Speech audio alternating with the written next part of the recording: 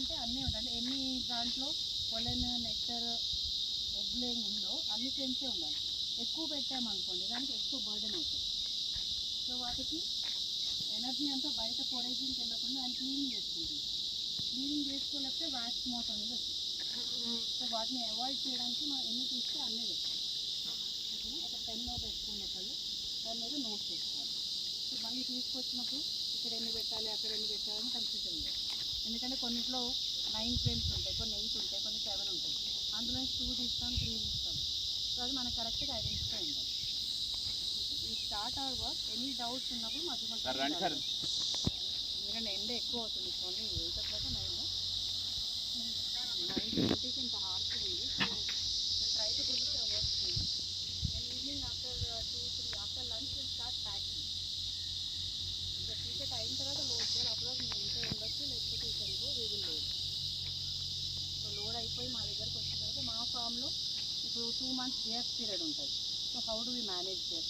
So integrated ఫార్మింగ్లో bees కూడా పెట్టి వాటికి గ్రౌండ్ ఫ్లోర్ ఎట్లా ఉంటుంది, మనం ఎన్ని రోజులు ఫీడింగ్ ఇస్తాము, సప్లిమెంట్స్ ఇస్తాము అనేది కూడా గురించి ఇంట్రడక్షన్ ఇస్తుంది కదా.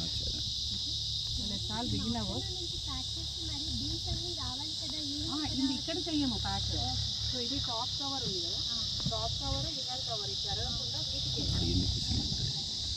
ఎప్పుడు ఎక్కించే ముందు జస్ట్ అప్పుడు జస్ట్ పండు పెట్టడము ఒక తీసుకెళ్తాం.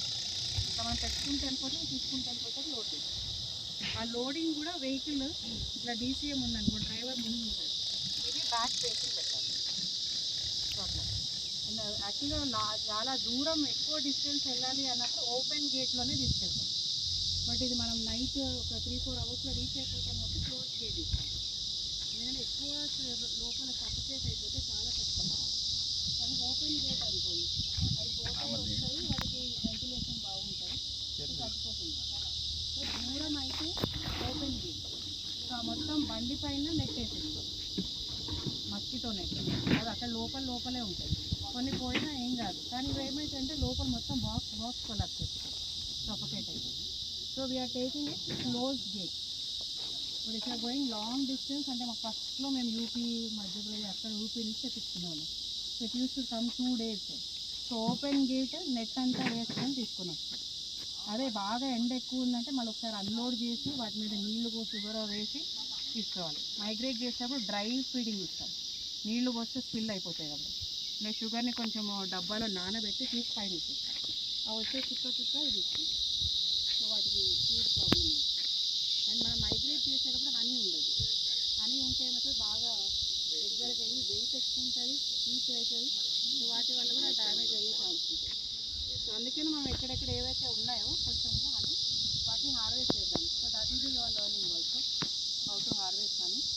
Then afternoon after lunch will start packing. So will divide into teams. ఒక 5 25 మెంబర్స్ కదా, ఒక 5 లాగా డివైడ్ అవుతుంది.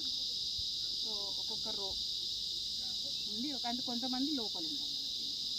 లోపల అన్క్యాపింగ్ అందులో పెట్టి సెంట్రిఫ్యూజ్లో ఎట్లా తిప్పాలి.